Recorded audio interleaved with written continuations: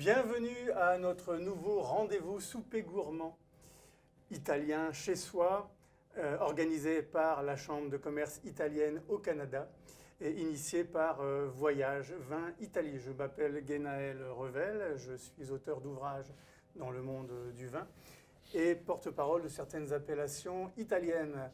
Je vous encourage, chers participants, chers gourmands, à nous donner vos commentaires, à partager la vidéo que vous regardez en ce moment. Bref, n'hésitez pas à interagir avec nous. On est là pendant 1 heure avec vous. Je dis on parce que je vais bientôt vous présenter mon invité de marque, un très grand chef canadien.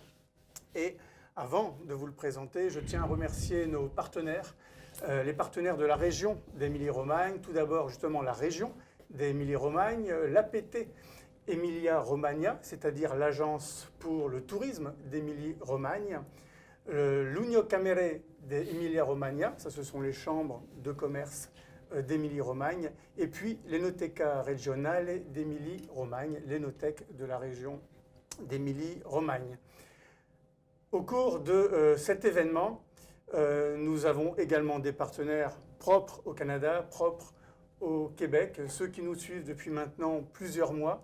Je tiens donc à remercier notre partenaire officiel, TELUS Affaires, et nos partenaires réguliers, la fruiterie Milano, la marque DeLonghi, et puis les 2 consortios qu'on va vous présenter ce soir. Le premier est celui de l'Aceto Balsamico di Modena et celui du Prosciutto di Parma. Donc déjà, en entendant mon accent italien, et déjà mon voisin se moque de moi, vous savez de quel produit d'Émilie-Romagne on va vous parler. Si vous avez des questions, évidemment, vous n'hésitez pas dès maintenant à nous les envoyer parce qu'on va vous y répondre en fin d'heure, c'est-à-dire autour de 7h moins 10. Donc n'hésitez pas, questions concernant le vin, les recettes que va vous présenter le chef. Donc cet événement est dans le cadre de la différence et dans le goût. Et pour mieux vous mettre en appétit, je vous invite à regarder cette petite vidéo.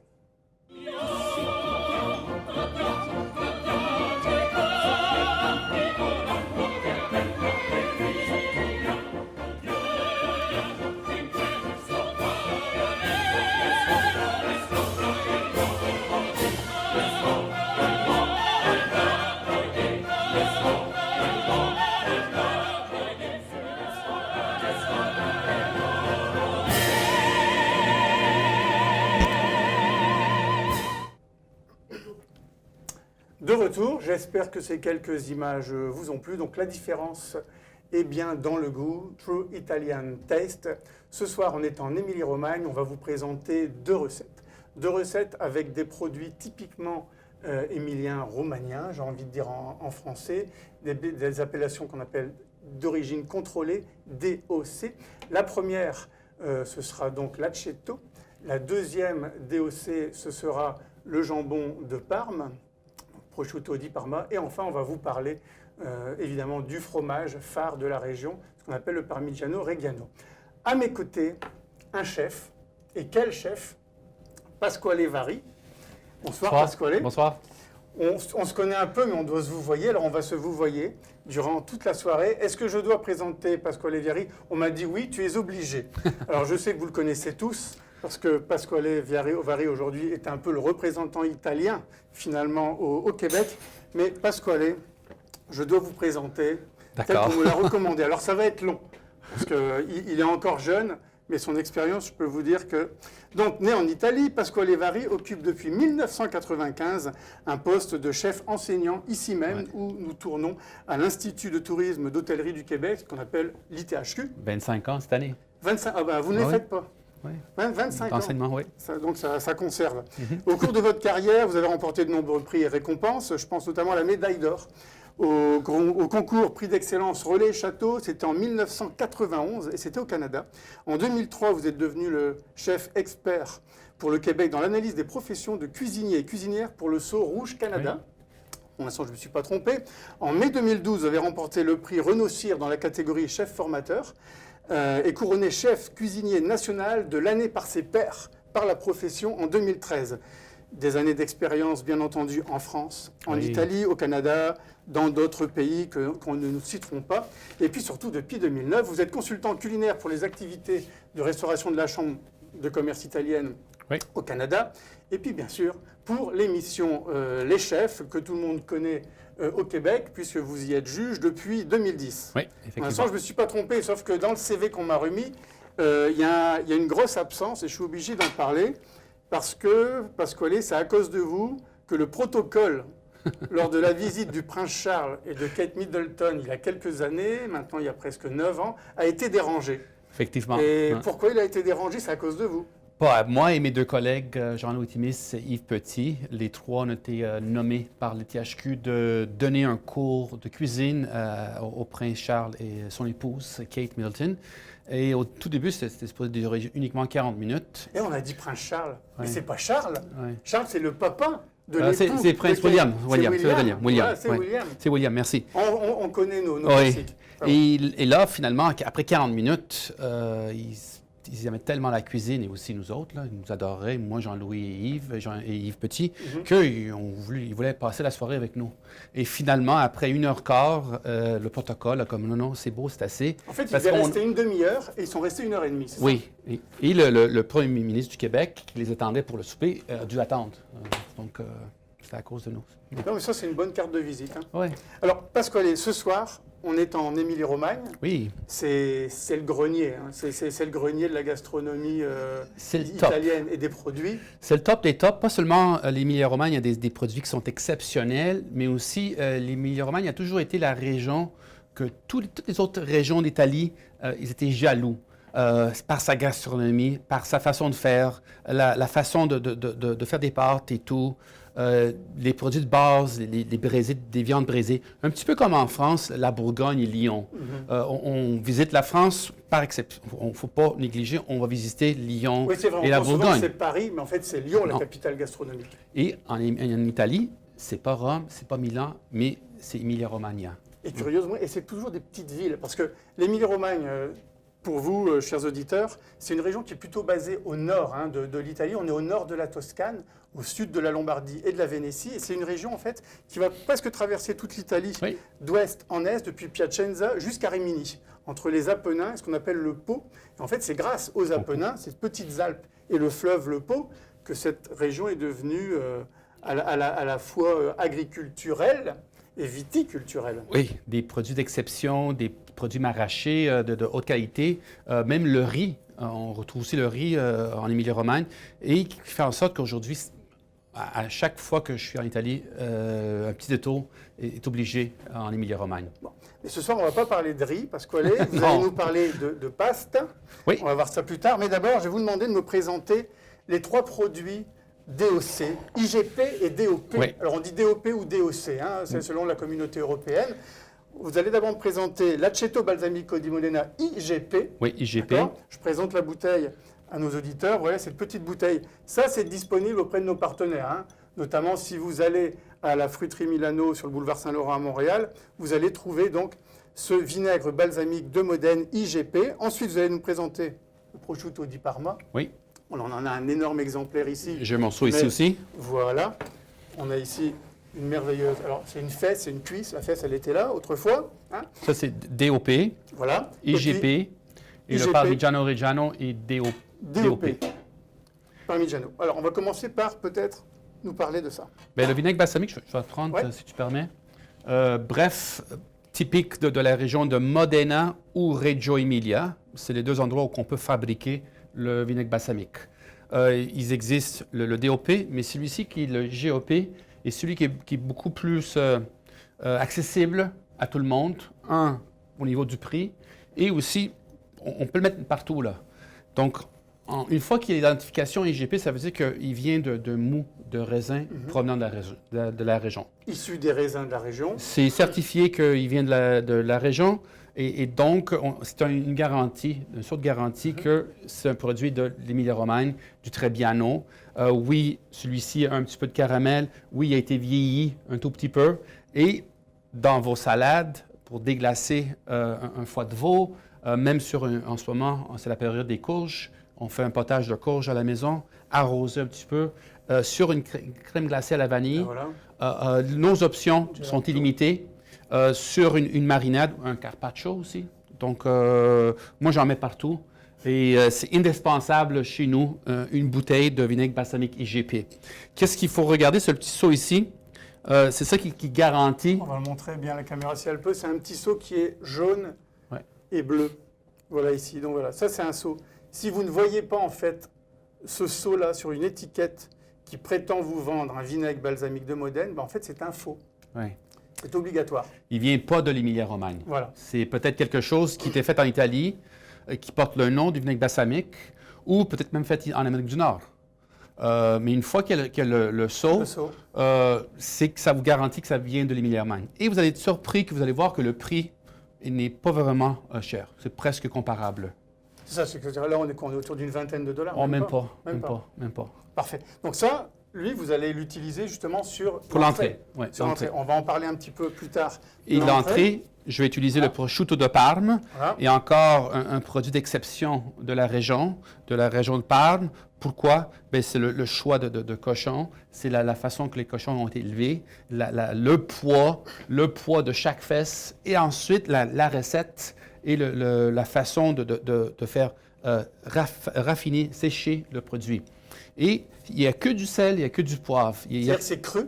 Oui, ça c'est cru. En Italie, quand on rentre dans une épicerie et on dit « je veux du prosciutto cotto ou crudo ». Crudo, c'est cru, cotto, c'est cuit. C'est ce que vous, les Français, vous appelez du jambon. C'est ça. Mais c'est correct, c'est toujours un jambon. Mais jusque nous, on l'appelle prosciutto.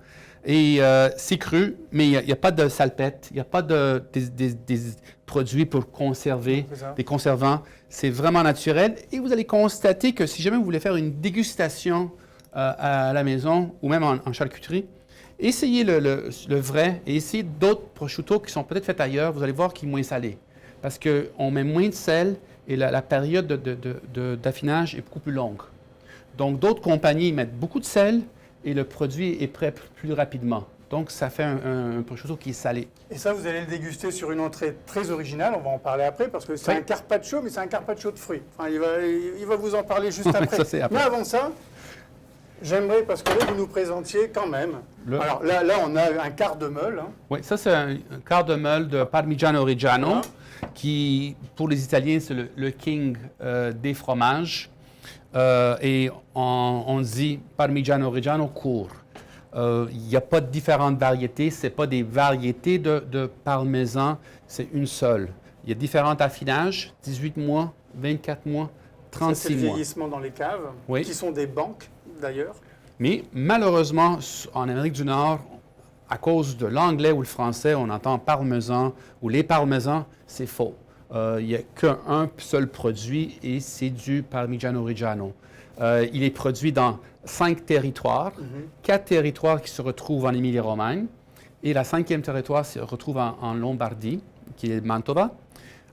650 litres de lait, la moitié doit être de lait crémé, du lait cru à 100%, ensuite 30 jours en saumure et minimum 18 mois en affinage, en vieillissement.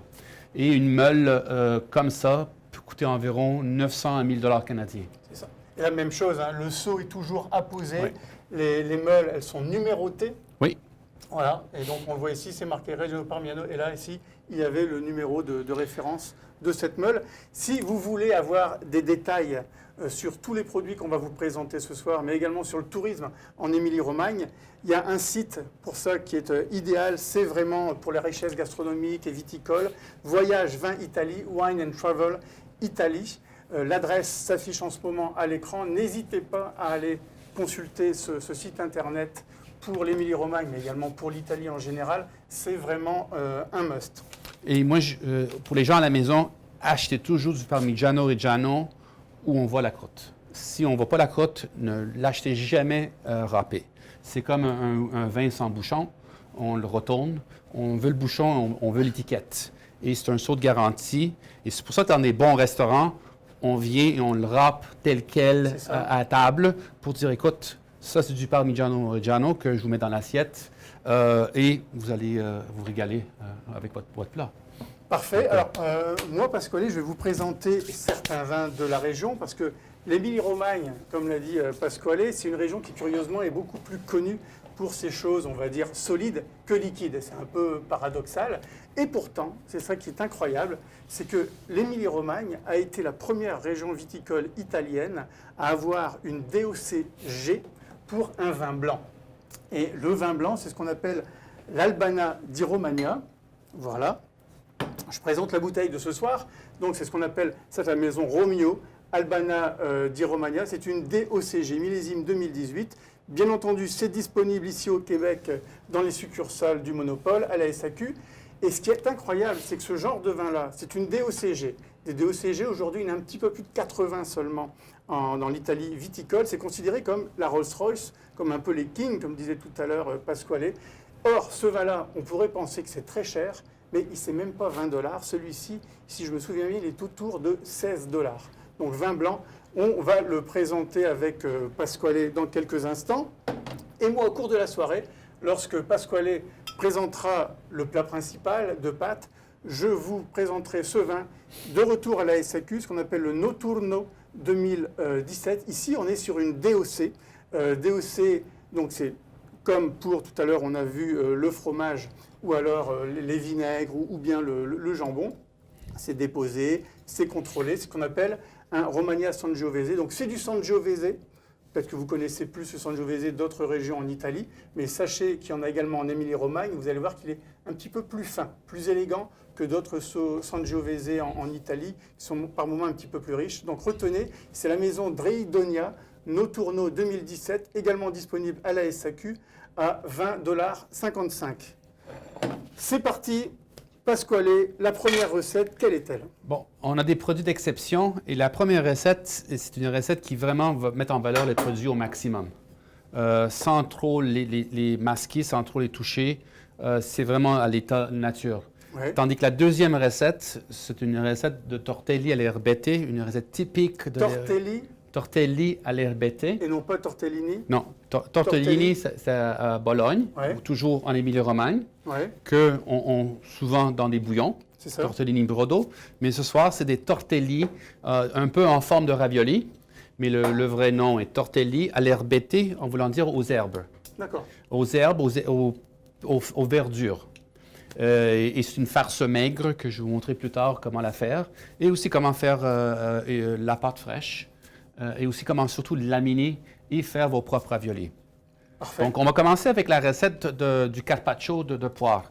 Et on va commencer à faire la vinaigrette. Alors, OK? je vous laisse commenter ce que vous faites. Pendant ce temps-là, moi, je ouvre Romagna Albania DOCG Romeo. Puis On va boire, parce que j'ai soif. Ben, c'est ça. Voilà. Donc, on va commencer à faire la vinaigrette. Et normalement, c'est un plat qui est tellement simple qu'à la maison, vous allez dire, ben, pourquoi qu'on n'arrose pas avec le vinaigre et l'huile dans l'assiette et tout est fait. Mais on va prendre la peine de faire une vinaigrette pour qu'à la maison, vous sachiez comment faire une vinaigrette. Un bol, un fouet, et souvent, l'erreur que beaucoup de gens font, ils mettent le sel après. Il faut toujours mettre le sel dans la vinaigrette au tout début, avec le vinaigre. OK, là, ce soir, c'est le vinaigre balsamique et GP, mais c'est une autre sorte de vinaigre, on le met. Et il coule tout doucement, lui, hein? Et on doit fouetter le sel pour le délier dans le vinaigre. Parce que sinon, le sel dans l'huile, si on met l'huile, il ne va pas se dissoudre. On va toujours avoir des petits grains. Donc, toujours un petit conseil de fouetter le sel. Mais là, Pasquale, ça veut dire que c'est assez mordant, ça. Parce que sel et vinaigre balsamique, tout seul, ça doit être assez... Non, là, je vais mettre de l'huile. Assez vif, d'accord. Je vais mettre de l'huile. Je vais mettre de l'huile et je vais verser de l'huile d'olive. Et pour cette recette ici, on fait moitié-moitié. On n'a pas besoin d'utiliser le ratio 3 pour 1 lorsqu'on fait des vinaigrettes où le vinaigre est beaucoup plus acide. Donc, juste moitié-moitié et ça va même vous créer une petite émulsion. Une petite émulsion, c'est quoi? C'est lorsque on a une texture. Okay? C'est une émulsion qu'on appelle instable. Ça s'épaissit. Ça s'épaissit. Pourquoi? Parce qu'il y a quand même des protéines dans le vinaigre de balsamique qui fait en sorte que ça est en train de lier la partie liquide avec le côté gras de l'huile. Donc, je vais mettre ça ici. Un peu de poivre. Et là, ma vinaigrette est faite. Ma vinaigrette, je pourrais la préparer à l'avance, la mettre au frigo. Et là, la prochaine étape, c'est de faire des tranches fines de poire. Donc, en fait, le carpaccio, c'est ça, c'est le carpaccio de poire. Carpaccio de poire. C'est une appellation d'une recette inventée à Venise, au Harry's Bar, en 1954, pour le fameux carpaccio de bœuf cru. Là, aujourd'hui, on utilise la technique de la coupe pour faire un carpaccio de mangue, de tomate, de poire, de thon, de canard. Mais la technique, c'est juste des tranches fines. Et pour faire cela, vous avez juste à couper les extrémités de la poire. Vous coupez la poire en deux. Et ça, c'est peut-être le moment le plus délicat. Il faut enlever le petit cœur. Et si vous utilisez un couteau d'office pour ne pas se couper, vous avez juste à mettre votre pouce ici. Vous mettez votre pouce ici et vous l'insérez. Ensuite, vous avez à tourner le fruit, la poire. Et c'est impossible à se blesser parce que le pouce va éviter qu'il dépasse et on se coupe la main. Souvent, je vois ça par des amateurs. Donc, le pouce sur le point du couteau et on tourne le produit. Et voilà. Et ensuite, à l'aide d'une microplane et surtout en utilisant ce qu'on appelle le protège-doigt. Ce que les Français appellent une mandoline. Une mandoline. Voilà.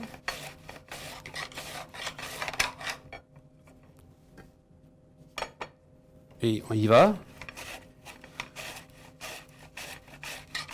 Tous les produits qu'on utilise ce soir sont disponibles à la fruiterie Milano.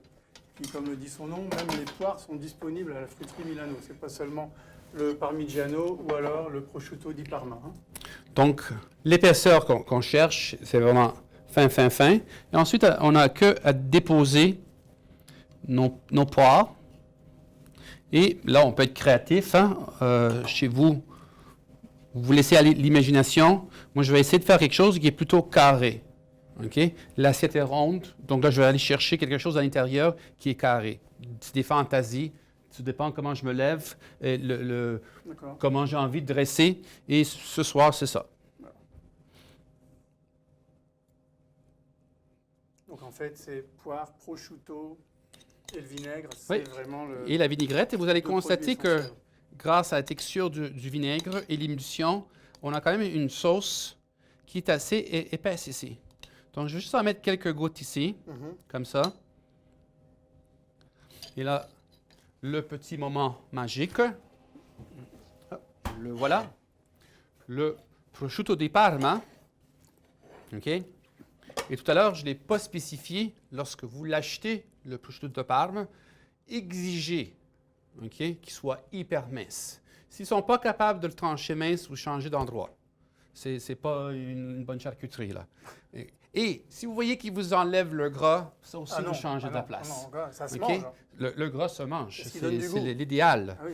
Donc, on peut déposer tel quel en rosette ou, si on a envie, on pourrait même défaire et mettre quelques morceaux comme ça en tranches. Donc, vous avez deux options sur le dressage. Je pense que je vais y aller la méthode un peu plus moderne et défaire et déposer juste un tout petit peu.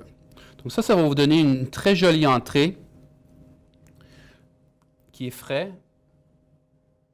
qui va aller super bien avec ton vin blanc que je vois que tu bois tout seul. Mais... Non, je t'en ai servi un verre. Je vous en ai servi un verre, voilà, que je dépose ici. Voilà, parce qu'on va trinquer, parce qu'il faut que je présente, moi, j'ai présenté donc la maison, d'accord, Romeo, Albana di Romagna DOCG. Le cépage est propre à la région. En fait, l'Émilie-Romagne, vous avez l'Émilie qui est plutôt vers l'ouest. Hein. Tout à l'heure, j'ai parlé de Piacenza, Parme. En fait, on va dire c'est à l'ouest de Bologne. Puis quand on parle de la Romagne, c'est plutôt l'est de la région jusqu'à Rimini, autour de Forlì, Modigliana, Faenza. Je ne vais pas mentionner toutes les magnifiques villes, parce qu'en plus, c'est un musée, hein, cette région. C'est un musée, je pense notamment à Ravenne. Si vous allez vraiment dans cette région, il faut visiter Ravenne, ancienne capitale de l'Empire occident romain, je tiens à le rappeler.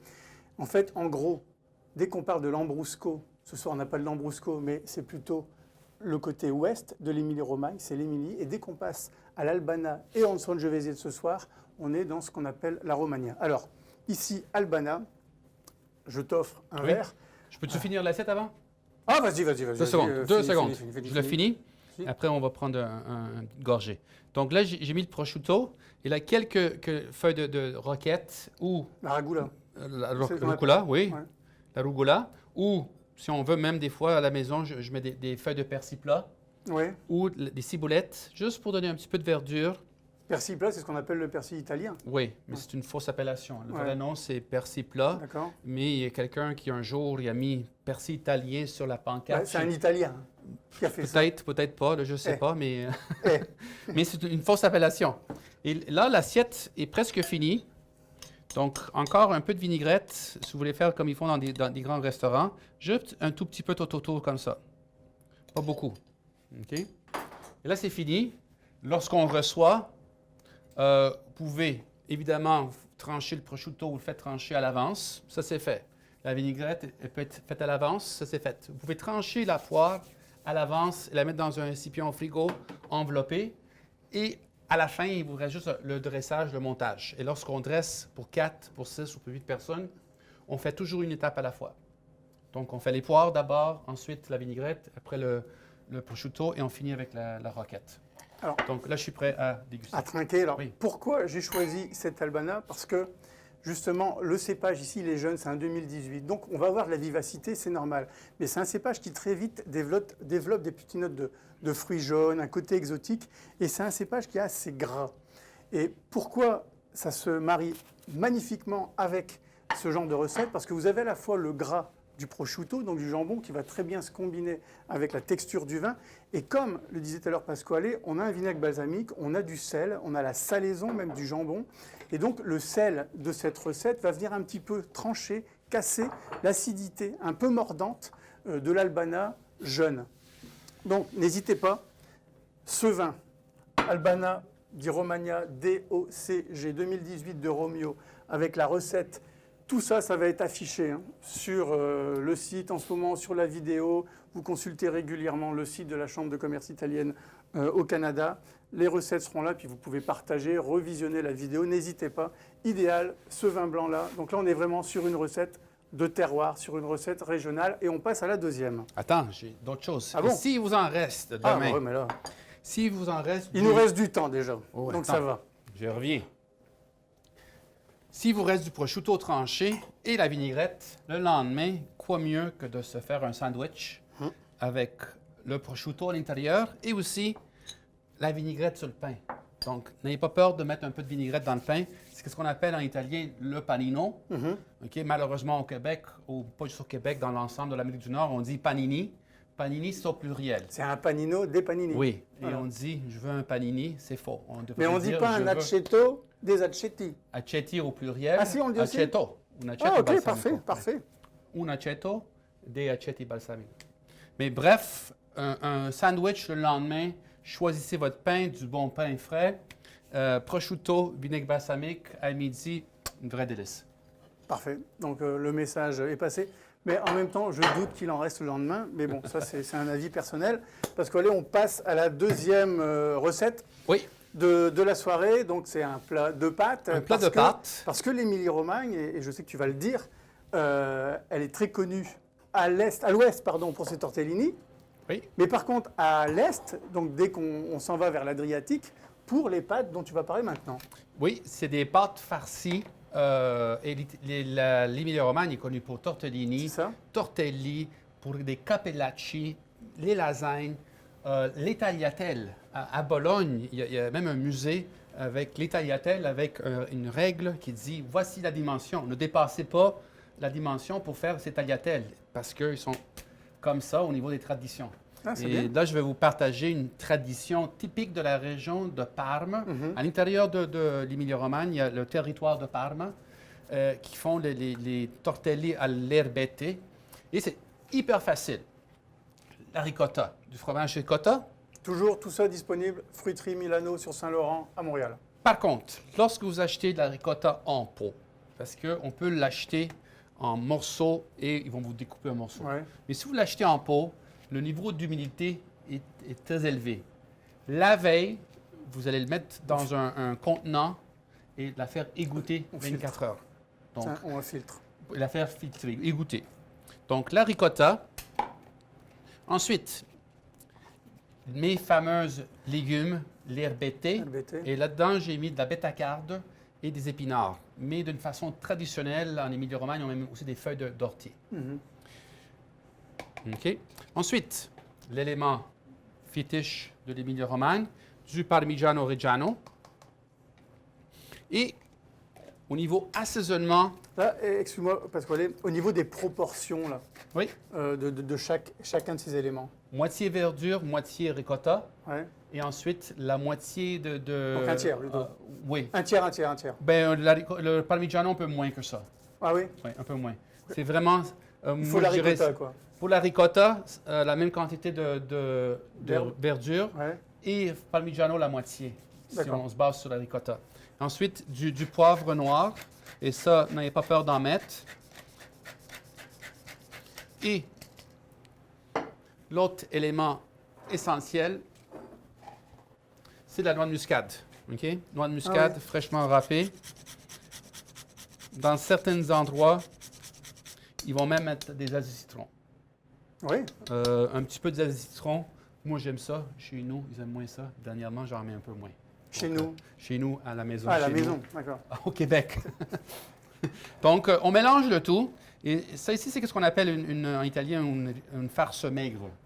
Donc, c'est une farce hyper simple que vous pouvez faire des cannelloni avec, des raviolis, ou dans le cas de ce soir, on va faire des tortelli. Et pour le coup, c'est végétarien. 100%. 100%. Et très bon. Une fois que c'est fini, Mhm. on va prendre notre pâte et laminer notre pâte. Et là, la pâte, je ne la fais pas live, là. J'en ai déjà faite. Non, c'est parce ça. qu'elle Alors, doit reposer. mais Une- c'est quand même une question que je vais te poser. Oui. Effectivement, bon, vous allez le voir, Pasquale, pour des raisons de temps, est venu avec la pâte, hein, la pasta qui était déjà toute prête. Elle est là ici sur le comptoir. Et par contre, il va vous montrer comment on fait les ravioles, c'est-à-dire les tortelli, pardon. Mais par contre, j'ai une question, parce que très souvent, moi, on me dit « Ah, c'est facile de faire de la pâte, la pasta à pâte, c'est de la farine et de l'eau. » Bon, sauf que si moi, je fais de la farine et de l'eau à la maison, ça ne fera jamais ce que Pasquale a apporté. Alors, c'est quoi le secret, Pasquale, pour faire de la pâte à pasta? Je vous explique dans quelques secondes, aussitôt que je mets ma farce là-dedans. Ouais, Ça, c'est fait. On met en met réserve. ça ici. oui, on m'en occupe. OK. Donc, voici la pâte fraîche que j'ai faite il y a environ 1 heure. Ouais. Elle a eu le temps de se reposer. Une pâte fraîche, généralement, une fois qu'elle est faite, elle a besoin au moins 20 minutes de repos. Dans le nord d'Italie, on utilise la farine de blé tendre. OK? Le blé tendre, c'est comme la farine que nous, on achète ici dans des épiceries D'accord. tout court. Dans le sud d'Italie, on utilise la farine de blé dur. Mhm. Lorsqu'on achète nos paquets de pâtes séchées, C'est ça, peu industriel. importe, industrielles, c'est fait 100% eau, 100% semoule de blé dur. D'accord. OK? Et dans le sud, les traditions sont de faire des pâtes avec la semoule de blé dur et de l'eau. Dans le nord, farine de blé tendre Mhm. et des œufs. D'accord. Des régions beaucoup plus riches. Dans le sud, l'œuf, c'est comme, considéré comme un sacrilège de le mettre dans la farine. On le mangeait, Mhm. on l'utilisait ailleurs. Et on faisait des pâtes sans œufs. D'accord. Et on le fait encore. Et ça nous donne un produit qui est beaucoup plus souple, beaucoup plus élégant, beaucoup plus homogène et surtout là, une tendreté que moi je définis très, très, très C'est ce qu'on ressent gastronomique. beaucoup quand on mange des Ouais. pâtes fraîches, comme on dit. Hein. C'est fin en bouche et c'est vraiment tendre. L'erreur que je vois beaucoup de monde, c'est que tout le monde est parti sur la folie de la semoule de blé dur et ils sont mis à mélanger les deux. OK? Vous pouvez mélanger les deux si vous voulez faire des tagliatelles ou des lasagnes. C'est acceptable. Mais pour faire des pâtes farcies, je vous conseille d'y aller 100% D'accord. farine de blé tendre. Sinon, la pâte va avoir trop de al dente. Elle sera un petit peu trop caoutchouteuse, surtout où il y a les plis. OK? Donc, pour ma recette ici, c'est hyper facile. C'est pour 100 grammes, un œuf. D'accord. C'est la façon classique de 100 calculer grammes, ça. un œuf. Un œuf. Et ma mère disait toujours, on est 4 à table, donc une demi-portion, c'est 2 œufs. Si on voulait une portion plat principal, c'est 4. Une demi-portion, c'est 2 Ouais, œufs. ouais. Donc une portion, 4 œufs. Oui, c'est beaucoup. Ah ouais, vous non, mangez, non, hein? une demi-portion pour tout le monde. D'accord, ok. Pour tout le monde. D'accord. Pour tout le monde. Ouais. Pour tout le monde. On mange, mais pas tant Ouais, que ça, ouais, là. d'accord. Donc, Donc on va te regarder faire, là, utiliser le... oui. Et là, Pareil. l'autre chose que ça fait des années que je ne l'ai pas faite, normalement, en Émilie-Romagne, on utilise ce qu'on appelle un mattarello, un rouleau, et on ouvre ça pour étirer notre pâte. J'ai ce fameux rouleau, et ça fait quelques années que je n'ai pas pratiqué, donc je ne voulais pas oser ce soir et créer une catastrophe en honte. Prochain Je vais aller de rendez-vous, la il façon... viendra avec son mattarello. Oui, je vais le faire de façon facile que les gens à la maison peuvent reproduire. Donc, si vous avez une machine à pâte comme celle-ci, d'abord l'installer correctement sur votre poste de travail. Ensuite, vous allez l'ouvrir le plus grand possible. Et après, vous allez prendre votre pâte et vous allez couper une petite partie ici, pas plus que ça. Et le reste, il faut envelopper parce qu'on ne veut pas qu'elle sèche. Est-ce que c'est mieux de la garder 24 heures avant au réfrigérateur, un peu comme en pâtisserie ou pas du tout? Non, pas du tout. D'accord. La journée même. On peut le c'est faire le jour suffisant. même, d'accord. Mais si vous en reste, le lendemain est encore bonne. D'accord. Donc, et là, on va l'aplatir un peu avec nos doigts, juste assez pour qu'on va chercher les dimensions de la machine. Et Parce que pendant que tu vas tourner et aplatir, moi j'aimerais savoir, c'est pourquoi? Est-ce que c'est l'œuf, là? Est-ce que le jaune, là? C'est devenu jaune? Parce que mélange... Ou t'as triché? j'ai mis du safran dedans. Ah, voilà, je le savais. je me Et disais... demande-moi c'est- pourquoi. Ouais, Mais demande-moi pourquoi. c'est ça. Pourquoi du safran? Parce D'abord que- parce que c'est meilleur. Non, Non? pas du tout. C'est dans ma tête. Ah, c'est comme ça? Non, parce qu'en Italie, le jaune, l'œuf, Ouais. l'intérieur, il n'est pas jaune, il est rouge. Ouais. Et c'est pour ça qu'on l'appelle rosso d'uovo, le rouge d'œuf. Ouais. Ici, en français, on l'appelle le jaune d'œuf. Ouais. C'est qu'il est jaune. Lors de l'industrie de distillation en Italie, Ouais, ouais. en 1910 et 20, avec les poulaillers, ils ont constaté que l'œuf, tout d'un coup, sortait jaune. Mhm. Mais avant, dans les poulaillers domestiques de Mhm, maison, mhm, mhm. il était toujours rouge. Et là, les Italiens ont chialé. Comment ça fait que l'œuf est jaune et puis rouge? Donc, ils ont ajouté dans le moulé la betterave et la carotte. D'accord. Donc, en Italie, on a des Pour œufs donner qui du sont... bêta-carotène, comme C'est on ça, dit. des œufs qui sont rouges. C'est ça. Et on a toujours une pâte qui ressemble à ça. Lorsque je fais des pâtes avec des œufs 100% québécois, sans mettre du safran, Industriel. ça me donne une pâte qui est plutôt beige. OK? Et bonne. Au goût, ça ne ouais. change absolument rien. Mais moi, c'est dans ma tête et je Voilà. préfère ce petit côté jaune un peu. Donc, j'ai posé une bonne question. C'est super bonne la question et C'était pas un piège. mais même tous mes étudiants savent que j'ai toujours une enveloppe de poudre de safran dans mes poches parce que spontanément, si j'ai à faire des pâtes, ça me prend du safran. Parfait. Ouais. Donc, je la passe une fois Ouais. et ensuite on ferme pour serrer les rouleaux et je la mets encore. On tourne toujours le sens d'horloge. Mhm. Je vais serrer encore une autre fois. Et pour les gens qui vont débuter, toujours prendre un petit morceau. C'est pas besoin d'en prendre beaucoup. Et on continue. On continue encore jusque...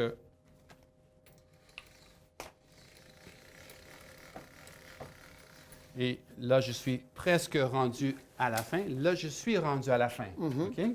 Là, c'est là, en ce moment, où ça commence à être un petit peu plus technique. Si je voudrais Il faut faire... que ce soit très fin, Oui, comme une hyper crêpe, fin. quoi. Même Comme une plus crêpe fine que ça. dentelle. Ouais, même plus fine que ça. Là, je l'ai passé une fois à la fin. Ouais. Si je voudrais faire des lasagnes ou des tagliatelles Un peu plus épais. ou des papardelles, Ouais. c'est parfait là. Ah ouais? C'est parfait. Mais le fait que je veux faire des pâtes farcies, je passe 2 fois au dernier chiffre. Ça fait 25 ans que j'enseigne ici, ça fait 25 ans qu'on partage la même théorie avec nos étudiants. Et même en Italie, les écoles hôtelières, ils partagent la même philosophie.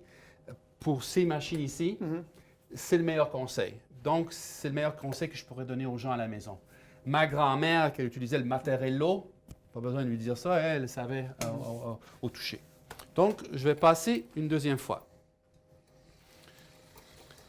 On fait toujours tomber de l'autre côté et là, je suis prêt à farcir. Mais avant ça, je vais juste allumer de l'eau ici. Ben oui, c'est mieux, hein, pour faire bouillir.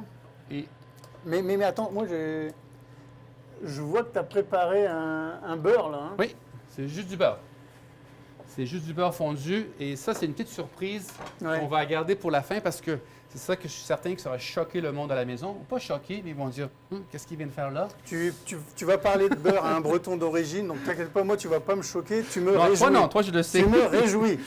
En plus, il doit être salé. Alors, Non, lui non. Ah non? Ah, Non, non, non, mais on va mettre du sel. c'est ça, On va mettre du sel. la fleur de sel. Donc, prochaine étape, c'est cette étape ici de faire nos fameux tortelli. OK? Là, j'ai mon sac ici. Je vais juste couper un tout petit peu. Donc, à la maison, pour faire ça, vous voyez, ça, c'est la dimension qui est parfaite parce que je suis capable de travailler de façon confortable. Regardez la moitié de votre pâte. Elle est là, c'est ici. OK? Mhm. Et là, je vais mettre la farce dans le milieu. Donc en gros, je le dis à nos auditeurs, parce qu'effectivement la caméra, là, on n'a pas une caméra pour la plonger. On a à peu près une bande, on va dire, de 4 pouces, Même 5. 5, et puis tu l'as coupé en deux. Je ne l'ai pas coupé en deux. Pas encore. C'est dans ma tête, elle Dans est ta coupée en tête deux. médiane C'est juste, à 2 pouces et demi. ouais, c'est Et juste puis pour me donner une idée que ici c'est la moitié. C'est ça. Donc si ici c'est la moitié, je mets la farce juste au-dessus. Donc on va dire dans le premier tiers. quoi. Voilà. À la limite du premier Ok. tiers, tu mets ta farce. Et on garde peut-être un espace d'environ 1 pouce entre les... Un pouce humain. OK. Pendant ce temps-là. Bon. Et là, c'est le moment de fermer et de sceller notre pâte. Si notre pâte a séché, parce que là, on parle, on jase, on prend du vin, et Moyen, le vin. s'il a eu... On n'en a pas pris beaucoup. Hein. Si elle a séché, on a à côté de nous un pinceau avec de l'eau, juste pour humidifier un tout petit peu. OK? Encore des fois, je vois du monde qui vont prendre le blanc de l'œuf. C'est pas nécessaire. C'est un peu On dit que ça colmate, mais non. c'est de l'eau. L'eau, ça la même suffit. chose. L'eau et la farine fait de la colle. Et là, qu'est-ce qu'on fait? On prend cette partie ici du bas et on plie vers... Et en pliant,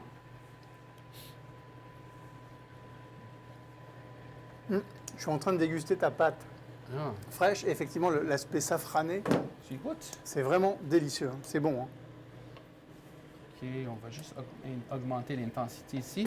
Donc, une fois que j'ai mis ma pâte dedans, j'ai plié les deux côtés et j'ai fermé, là, je passe avec mes doigts et je vais sceller Mhm. le tout. Mhm. Et ensuite, on prend un coupe ravioli. OK? Et on coupe le surplus ici du haut. Et là, je sais que des gens à la maison vont dire, il ne va pas gaspiller ça. Non, Non. on ne le perd pas. Et la façon de ne pas le perdre, c'est toujours faire des plis comme ça. OK? On le met dans un récipient avec un linge humide. On est capable de le récupérer. Et ensuite, on fait comme ça. Donc, effectivement, ce sont des raviolis. OK? On pourrait dire un ravioli, mais ne dites pas ravioli en Émilie-Romagne. Non. On dit des tortelli. Tortelli. Donc voilà, je monte bien. Ah. Ça fait ça. Et je me rappelle, lorsque je travaillais à Vérone, on faisait des raviolis carrés. Et là, j'ai été travailler à Mantova. Ils On l'ont parle fait de peut-être- triangulaire. On était 40 km. C'est même pas 40 km. Et ils étaient en forme de gros tortelli. Et là, je disais, ouais, mais à Vérone, Ouais. ils sont carrés. Ils disent, ici, oui, à Vérone, ils sont carrés, mais ici, ils sont comme ça. Donc, fais-les comme ça si tu veux garder ton emploi. OK, chef. Donc, une fois fait, Ouais. une fois fait, notre sémoule de blé dur, que normalement on utilise pour des pâtes dans le sud, Mhm. là, c'est un bon moment de mettre sur un cabaret un plateau. OK? Parce que la sémoule de blé dur absorbe mieux l'humidité. Donc, si je dépose le ravioli ou le tortelli sur la farce, la pâte, la sémoule, l'humidité qui ici s'échappera pas. Donc, D'accord. on fait ça, on c'est- fait notre mise en place. C'est ça les petits grains hein, quand on achète chez les artisans. C'est Ouais. ça en fait. Et là, une fois que, parce que la journée que je me mets à faire des pâtes à la maison, j'en fais pas juste 8 ou 10. Ben non. J'en fais beaucoup. Je prends le cabaret au congélateur. Vous allez voir qu'une 20 minutes plus tard, les pâtes seront congelées. Ouais. Ensuite, on les prend, on les met dans un sac en plastique ou dans un petit contenant en plastique. Et là, la journée qu'on veut manger ces pâtes-là, on Ah oui. les prend directement du congélateur Dans l'eau. dans l'eau bouillante. Et là, ça va être quoi, 1 minute? Le fait qu'ils sont hyper frais, on vient de les faire, peut-être 2 minutes de cuisson, 1 minute et demie. Et où c'est très important, c'est ici. Parce qu'ici, on a plié, on a comme une plie dans la pâte. Donc, la pâte, il faut qu'elle soit hyper tendre. Et moi, j'aime pas ça quand on croque ici, mais c'est trop croquant, trop dur. D'accord. Donc là, on est presque prêt à cuire et aussi, surtout, à déguster. Et si on déguste les pâtes, il faut que tu nous parles d'un vin ou... Oui, je peux vous parler d'un vin, mais les assiettes, je devais te donner les assiettes à dresser, mais elles Moi, sont j'ai déjà mon là. assiette, toi, tu as le tien. Moi, j'ai le vin. Alors, le vin, j'en ai parlé tout à l'heure rapidement. Le Noturno 2017 de la maison de Reidona, c'est disponible à la SAQ, $20,55. Tout à l'heure, j'ai dit Sangiovese. Le Sangiovese, donc, d'appellation Sangiovese di Romagna, lui, est un petit peu plus souple que les Sangiovese, on va dire, de la région voisine au sud. Alors, vous allez me dire, mais c'est quand même curieux, il a choisi un rouge pour aller avec des pâtes où il n'y a aucune viande, il n'y a pas l'aspect grillé, il n'y a rien. Non, c'est parce que justement, c'est assez souple, mais c'est assez fondant comme vin, même s'il est jeune, hein, parce que c'est du 2017. Donc, en fait, ça peut vraiment se marier avec ce genre de cuisine, ce genre de pâtes. Mais d'autant plus que là, tu as fait les pâtes comme ça, mais tu vas les présenter simplement comme ça, ou alors tu vas encore... Ben voilà. Le beurre. Le beurre, simplement le beurre. Fromage. Voilà. Donc le beurre, donc on est dans du gras. Voilà. Oui. Et curieusement, c'est vrai, pour avoir fait le test, ça fonctionne mieux avec ce rouge qui est assez souple que plutôt le Romagna de tout à l'heure, parce que le Romagna était trop vif, trop acidulé, vous savez, trop agressif. Sauf si on y ajoutait un petit peu de citron, mais ce n'est pas le cas de ce soir, parce que le citron aurait eu pour effet de venir casser justement l'acidité du vin. Mais ici, donc, je vous recommande Noturno 2017 Reidona dans la succursale la plus proche de chez vous. C'est disponible à la SAQ, $20,55. Voilà. On ne va pas l'ouvrir, hein, celui-là. Non? Non, on est encore sur le blanc. D'accord. Je pense que ça ira pour ce soir. Hein. Là, tu les as mis il y a à peine 30 secondes. J'ai après 30 secondes et lorsqu'on cuit des pâtes, évidemment, on ne met pas de l'huile dans l'eau. On fait juste assaisonner. Et on m'a dit pas de sel parce que ça permet... Ou le sel à la fin. Moi, j'ai mis le sel. Ouais, à la fin, parce qu'au début, il paraît que ça freine l'ébullition. Non, au contraire, ça te donne une poussée. Non, mais à la fin, oui, d'accord. Et on m'a dit que si on mettait du sel au début, non. Ça freinait le... Non? Non, peut-être en France. Parce que, non, voilà, je ne suis pas venu à l'ITHQ, j'ai pas eu Pascal Évary comme prof, moi. J'ai eu un maudit français. Ben non. Ou alors c'est ma mémoire qui fait défaut. C'est peut-être ça. C'est peut-être plus ça. Donc là, pour tester s'ils sont prêtes, toujours toucher ici, les petits coins, parce que n'oubliez pas, c'est pas une pâte qui est agréable al dente. Ouais. Il faut qu'elle soit vraiment fondante. Et c'est ce qui fait en sorte que vous allez soit tomber par terre de joie et parce que c'est tellement bon, ou vous allez dire « Oh, j'aime pas ça, il ne faut pas en faire ».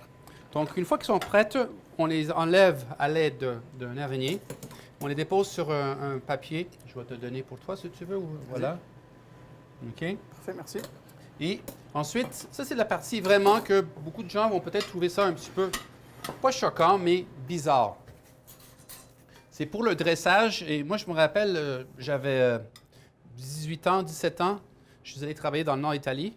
Et là, on m'a servi des pâtes comme ça. Et là, je vois ce beurre qui est nappé sur les raviolis. Et pour moi, c'est un choc culturel. Parce que moi, je venais du sud. C'était toujours la tomate, des légumes, de l'huile d'olive. Et là, je vois qu'on met du beurre sur la pâte. Je dis, mon Dieu, c'est quoi ça? Et c'est tout à fait typique et normal. Donc, l'huile, c'est au sud, le beurre, c'est au nord. Oui. Et tu sais quoi? C'est exactement comme en France. Comme en France. Voilà. Et là, le beurre, même avec son petit lait, hein, c'est pas juste le beurre clarifié parce que, bon, il a le temps de fondre. Et on arrose de beurre. Je vais te laisser faire, comme ça, on va respecter les règlements. Les mesures de la période, comme on dit. Tu as voilà. même ta cuillère. J'ai même ma cuillère. Non. OK. Puis là, le beurre, c'est au goût. Oh, non, tu peux y aller au goût. Regarde-moi, là, j'en ai mis. Et ensuite, tu as ton fromage qui est là. Voilà. Et ensuite, regardez le Parmigiano Reggiano, qu'on y va généreusement sur le dessus. Et encore aujourd'hui, il y a des restaurants en Émilie-Romagne, ils vont servir la même chose à tous les jours, parce que c'est le plat typique de la région. Et tout dépendant de la saison les verdures, ils peuvent changer un tout petit peu. C'est ça. Qu'est-ce qui est disponible? Mais le Parmigiano est toujours disponible. Il est toujours là. Donc, tu as le tien, moi j'ai J'ai le mien.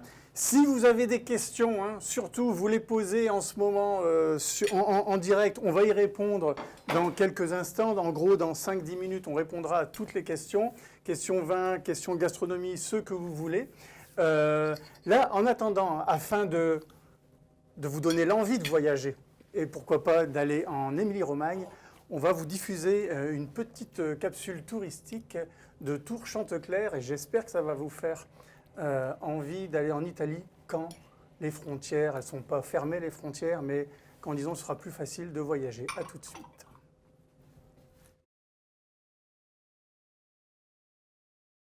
Tours Chanteclair vous invite à découvrir une magnifique région de l'Italie, l'Émilie-Romagne. Située au nord-est de l'Italie, c'est la combinaison de deux régions historiques, Emilia et Romagna. Le nom de la région d'Émilie vient de la Via Emilia, cette route qui a été construite au 2e siècle avant Jésus-Christ et qui traverse plusieurs villes de la région. En parcourant les lieux, vous serez impressionné par les paysages du territoire, la nature présente partout, les vastes étendues de vignes, d'oliviers et l'arrière-pays authentique.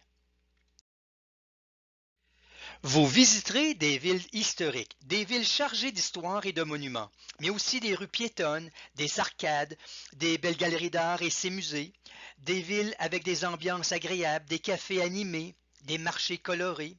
Que de plaisir que de déambuler dans ces rues typiques, de musarder ici et là, de repérer des petits détails sur les murs des villes historiques ou dans les vitrines des boutiques, et aussi de contempler de belles œuvres d'art que l'on retrouve dans les cathédrales, dans les églises ou les musées. La gastronomie fait partie intégrante de cette région et Tours Chanteclair ne manque pas le rendez-vous pour vous faire découvrir cette aventure du palais. Que ce soit pour la visite d'une fromagerie de Parmigiano Reggiano ou d'un producteur de vinaigre balsamique ou d'un producteur du fameux jambon de Parme, le prosciutto di Parma. Nos circuits et séjours vous feront vivre des moments uniques. Nous vous invitons à la table avec des spécialités régionales dans des endroits mémorables, des décors agréables et champêtres. Vous dégusterez aussi des produits savoureux du terroir italien, fromages typiques, charcuterie renommée, pâtes diversifiées, mais aussi des huiles d'olive exceptionnelles, de la truffe noire ou blanche. Que dire des vins qui vous seront servis, que ce soit un Lambrusco ou un Sangiovese, c'est l'aventure gustative à son meilleur. Et préparez-vous car on vous invitera aussi à revêtir un tablier. Tout comme moi, vous ferez l'expérience de la cuisine italienne.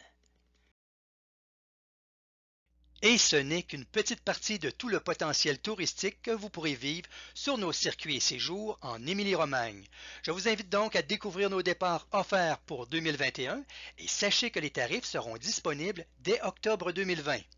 Consultez le site de wineandtravelitaly.com et le site de Tours Chanteclair afin de connaître tous les détails. Bon voyage! J'espère que ces images vous ont donné envie de visiter l'Italie et l'Émilie-Romagne. En tout cas, vous avez tous les détails pour y aller un jour, j'espère, sur le site Voyage Vin Italie. Donc n'hésitez pas à aller sur ce site. C'est également là que vous retrouverez d'ailleurs le nom des différentes épiceries, notre partenaire de la soirée, la fruiterie Milano, mais également d'autres épiceries fines où vous pourrez trouver les différents ingrédients dont on a parlé avec Pasquale ce soir. Pasquale, un repas sans café en Italie, c'est pas vraiment un repas, je dirais même une journée sans café en Italie, elle n'est pas italienne. Donc ce soir, on a invité un barista, un vrai, je vais lui demander de venir, c'est monsieur Simon-Pierre Caron du café Ingamba, et il est ambassadeur de la marque DeLonghi. Bonsoir. Bonsoir. Et donc, vous allez nous faire un expresso, en gros, hein, c'est-à-dire un grand classique italien. Exact. Donc, je vous en prie, allez-y, mettez-vous à l'ouvrage et montrez-nous votre talent. Génial. Fait que ce soir, on utilise la Specialista de DeLonghi, qui est une machine assez semi-automatique, mais qui est vraiment simple, facile à utiliser et qui fait du très bon café. Donc ça, c'est une machine à expresso qu'on peut trouver, qu'on peut avoir chez nous. Hein, c'est ce qu'on appelle domestique. On peut la trouver en ligne, dans les magasins de détail, etc. Et puis, c'est ça. Ce soir, on utilise un café qui est plus vers l'amertume, un peu plus style italien. Donc, on va se lancer. Donc, la première étape, c'est de bien choisir la mouture pour notre café, pour bien l'infuser, pour que ça coule comme on veut, pour que pas que ça soit trop amer, mais ni trop acide. Donc déjà, il faudrait un moulin chez soi, mais là, il se trouve que cette machine-là en dispose. Exactement. D'accord. Donc, première étape, on choisit la mouture. Deuxième étape, on prend notre porte-filtre et puis on va l'insérer dans cette machine-là, ici. Alors en fait, je remarque qu'avec cette machine-là, vous mettez le porte-filtre avant que la mouture ne tombe, c'est ça? Exactement. C'est la nouveauté. En fait, en l'insérant, automatiquement, la machine va se Mais mettre ça, en marche. c'est plutôt nouveau. Habituellement, on le fait à C'est l'extérieur, quand même on taponne, et puis on y va. Exactement. D'accord. Ouais. Donc là, ça vient moudre le café, qui est déjà seté à la bonne mouture. Donc là, ça fait du bruit, et il dit que, voilà, que la mouture, elle s'est faite automatiquement, et pendant ce temps-là, il y a Pasquale qui nous prépare D'autres raviolis, d'autres tortelli. le souper. Donc là, notre moulin vient d'arrêter. Ouais. Donc l'étape suivante, ce serait de venir écraser le café. Normalement, sur une autre machine, on viendrait sortir le porte-filtre puis on viendrait écraser ici. Ouais. Mais avec cette machine-là, c'est tout intégré. Et puis on a seulement à actionner le levier ici comme suit. Cool. Je fais 2 fois juste pour être certain que la pression est belle. Et puis on le retire. Puis on a un beau... notre coque de café est C'est parfait, belle. c'est régulier, c'est fin. Et on est prêt à l'infuser. Voilà. Donc, on vient l'insérer doucement dans le groupe. On vient locker le porte-filtre. Et puis, on vient mettre notre verre directement en dessous. Donc là, on choisit le mode expresso, lungo ou autre, hein, c'est ça? Exactement. Là, on est Pasquale, en mode expresso. tu veux quoi? Moi, je espresso après 10 heures, il n'y a plus de cappuccino. Non. 10 heures le matin, c'est juste espresso. Mais un coup, un quoi? Tu veux un quoi? Straight plutôt? Non, non, normal. Ah, normal, Normal. un go. Espresso. Fait qu'on y va, on actionne la machine. Puis on veut que ça coule un peu sirupeux au début, on veut que ça soit un peu plus foncé comme couleur, et puis tranquillement, ça va devenir un peu plus pâle. D'accord. Ce qu'on veut d'un expresso, en fait, c'est aussi l'aspect crémeux Exactement, donc on a une très belle crème ici. au niveau du disque. Ouais. Donc là, ça infuse. Puis vu que c'est un espresso, on ne veut pas l'infuser trop longtemps. Donc on vient l'arrêter tout doucement. Et puis voilà. On a notre beau drink ici. Parfait. Bien crémeux. On a nos 3 étages. Et puis il est prêt à boire. Ben, merde, c'est ça, il est prêt à boire. Bon, on va l'afficher avec nos... Voilà, je ne sais pas si la caméra pourra bien le voir. Voilà, donc ça, c'était l'expresso de la soirée. Exact. Ben, merci. Ben, ça fait plaisir. Merci. À vous. Vous nous en ferez un ou deux autres Ben, je vais après? en faire Ah bah plusieurs. c'est très gentil. Donc Simon-Pierre Caron, ambassadeur de la marque Delonghi. Vous pouvez retrouver également, je pense, ces bons cafés chez lui au Café Ingamba à Montréal. Merci, Simon. Merci beaucoup. C'est cool. Ça fait plaisir. Ouais. Bien.